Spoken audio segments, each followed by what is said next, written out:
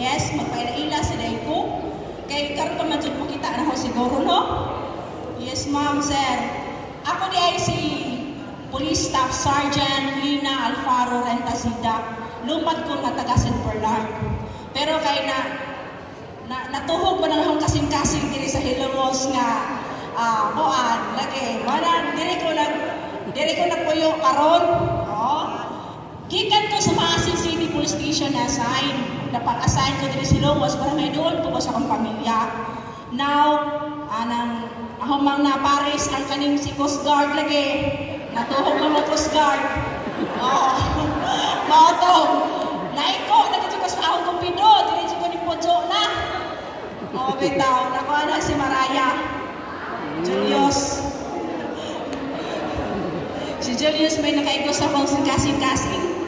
Bitaw. Now, ako basahon ang atong memorandum na gipasaka sa DILG sa National Office nato regarding ani Memorandum Circular bilang 2004-131. So, para sa asa mani lahat ng punong lalawigan, mga alkalde ng mga lungsod at bayan, mga panrelihiyon, panlalawigan, panglungsod at pambayan ang pagnukot ng DILG, paksa. Pagdiriwang ng National Peace Consciousness Month ngayong September 2004. No? So, pala magpulol ko ani kay Tagalog. Ani. So, ahong basahan ang context of the memorandum. Ang buwan ng September ay itinakda ng proklamasyon bilang 675 na may pigsang ika-20 ng Hulyo 2004 bilang National Peace Consciousness Month.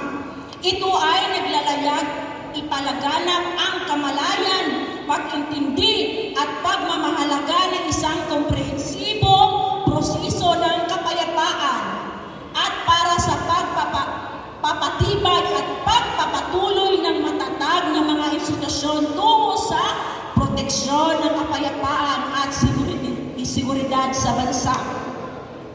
Pinangungunuhan ng tanggapan ng Panguluhang Tagapayo para sa Kapayapaan, Paghihilom at Pagkakaisa o PAPRO.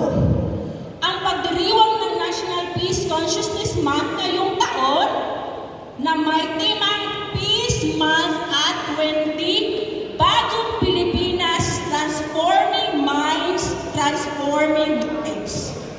Ngayong taon, pinibigyang pansin ang papel ng komprehensibong proseso ng kapayapaan at ang katawan nito ay isang malinaw na panawagan para sa paghihilom upang pagsasakatawan nito ang isang malinaw na panawagan para sa paghihilom upang patnubayan ang bansa tungo sa pangmatagalan na kapayapaan at napapanatiling kaunlaran.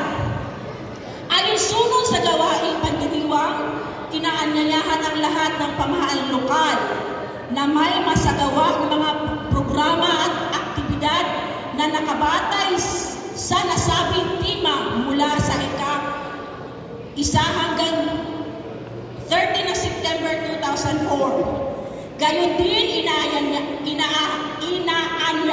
ang lahat ng panrelihiyon, panlalawigan, panglungsod at pambayan ng mga pagnukot ng DILG na magsagawa rin ng aktibidad o magbigay ng suporta at magkilahok sa mga gawain ng mga pamahalaang lokal para sa nasabing pandiriwang.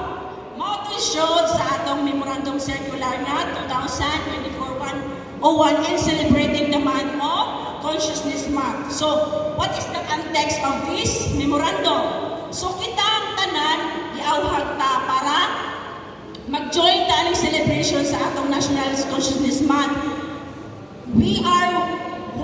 We must be working together, all the agencies of labi na sa atong Municipality of Hilongos para pagkuha ang atong peace sa atong kagalingong sud, no? Sa atong mga aktibidades, labi na kami sa PNP namon pinaagi sa supervision of Sir Timain. Kami amo gid role sa atong municipality ang pagkuha, pagprotektar sa lives and property of Hilongosnon. So, let's work in hand together para makuha nato ni this major milestone of this memorandum is kanang who are work as long as part work tirelessly for peace. No? That's why.